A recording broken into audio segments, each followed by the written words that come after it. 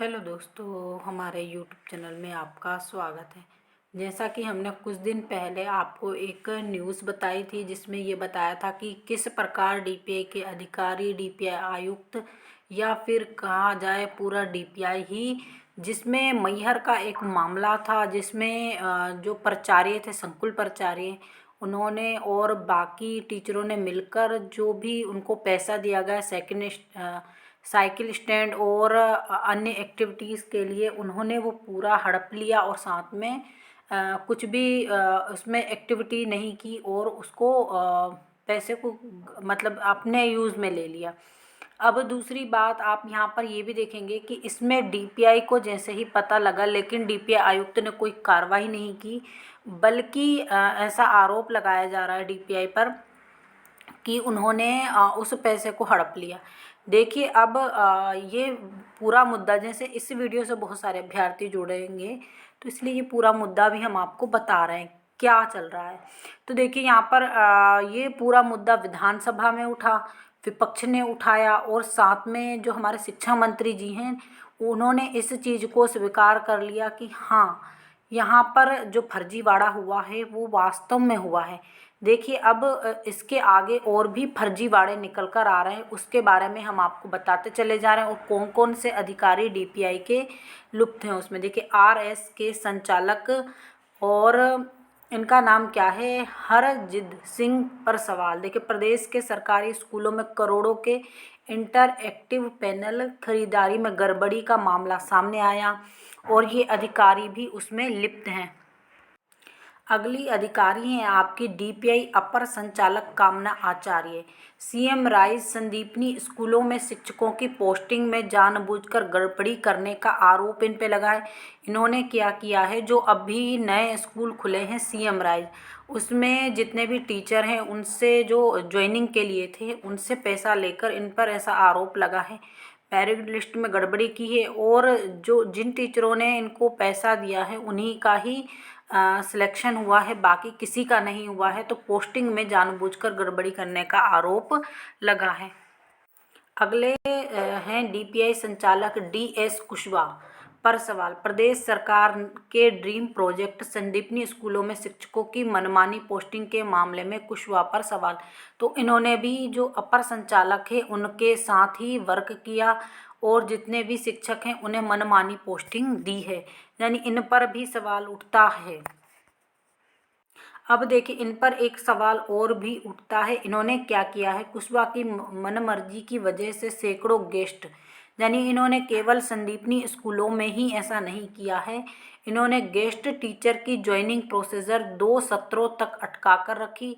स्कूलों को समय पर शिक्षक नहीं मिल पाए, यानी इन्होंने भी अतिथि शिक्षक जो आपके रखे जाते हैं उसमें भी इन्होंने मनमानी की है और साथ में उनकी बहुत सारे अतिथि शिक्षक जैसे जिनको ज्वाइनिंग मिलनी थी उनको नहीं मिली, दूसरे शिक्षकों को मिल गई और उनकी पोस्टिंग अटका कर रखी जो योग्यमान अतिथि शिक्षक थे।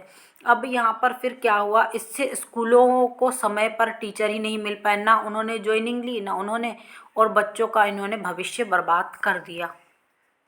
अगला आरोप भी इन्हीं पर है, सरकारी दायित्व के निर्वाह में लापरवाही, गेस्ट टीचर और सीएम हेल्पलाइन पोर्टल पर दर्ज शिकायतों की अनदेखी। अब देखिए, आप सीएम जो आप सोचते हैं कि हम सीएम हेल्पलाइन में शिकायत करें, देखिए गेस्ट टीचर और सीएम राइज स्कूलों का तो हमने बता दिया। देखिए, आप लोग सोचते हैं कि जैसे संकुल प्राचार्य आपका सिलेक्शन नहीं कर रहे हैं तो आप क्या करेंगे, सीएम हेल्पलाइन में शिकायत करेंगे। तो वो शिकायत कहाँ पहुँचती थी, वो शिकायत हल करने के लिए भी इन्हीं के पास पहुँचती थी, डीएस कुशवाहा के पास। ये क्या करते थे, उस शिकायत को सॉल्व करने की बजाय जो जैसे जिस अभ्यर्थी का गलत सिलेक्शन हुआ अतिथि में, तो ये क्या करते थे, उनसे पैसा लेकर शिकायत को ख़त्म करवा देते थे, यानी कुछ भी कार्रवाई नहीं होती थी। और जो मान लीजिए अतिथि शिक्षक हैं जो सही हैं उनका सिलेक्शन नहीं होता था और गलत वाले का हो जाता था और गलत वाले पर कोई कार्रवाई भी नहीं होती थी।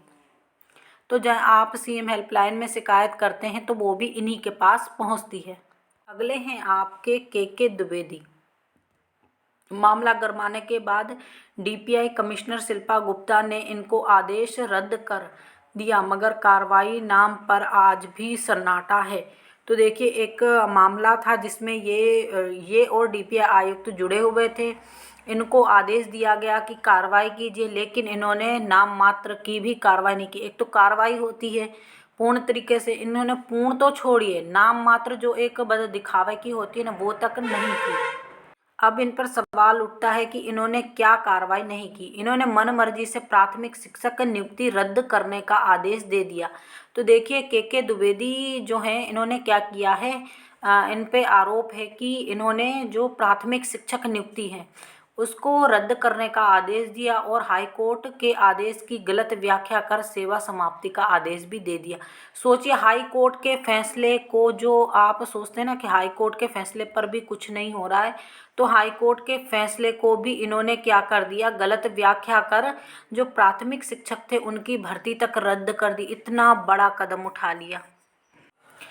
गड़बड़ी के गंभीर आरोप और विधानसभा के हालिया बजट सत्र में सतना मैहर के सरकारी स्कूलों से जुड़े हुए मामले में ये निशाने पर है, क्योंकि इन्होंने जो मैहर और सतना में सरकारी चीज़ों यानी खरीदारी हो, जो रंगाई पुताई का काम हो, स्टैंड बनाना, ग्राउंड के लिए चीज़ें, खेल का सामान, उन सभी में जुड़े हुए सबसे मेन प्रमुख आदमी है के द्विवेदी।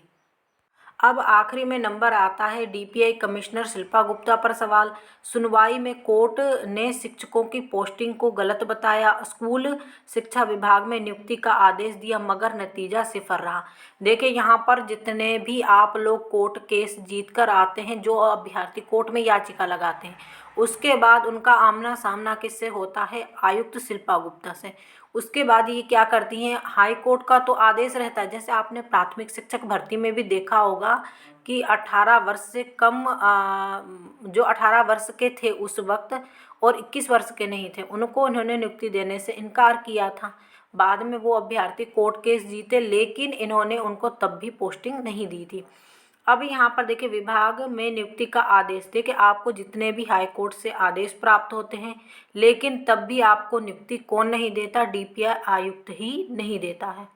अगला है शिक्षकों से जुड़ी शिकायतें, कर्मचारियों के अदालती मामले, अनदेखी समेत कोर्ट की आदेश की अवहेलना जैसे आम आरोप हैं इन पर। तो देखिए ये क्या करती हैं, भले कोर्ट से कितना बड़ा आदेश हो, कोर्ट नहीं जाना। उसके बाद ये क्या करती है, इनका फेमस काम है कोर्ट की कोई बात नहीं मानना, चाहे अदालत इनको अरेस्ट करके जाए, लेकिन ये अपनी कुर्सी से टस से मस नहीं होती हैं। अदालत अगर किसी अभ्यर्थी को नियुक्ति देने का भी बोल देता है, तो यहाँ पर ये मजाल है कि उसको ज्वाइनिंग दे।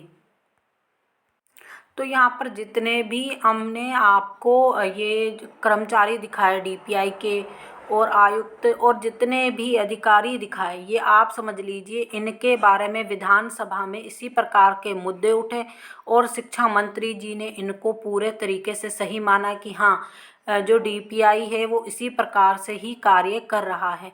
अब दूसरी बात यहाँ पर आप ये देखिए, अब जो शिक्षा मंत्री जी हैं उन्होंने विधानसभा में बोल दिया है कि हम इन पर कार्रवाई करेंगे।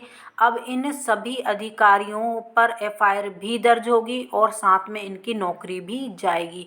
तो देखिए अब इनकी नौकरी जाने में कितना समय लगता है ये तो मुझे नहीं मालूम, लेकिन इन पर कार्रवाई का प्रोसीजर शुरू हो चुका है।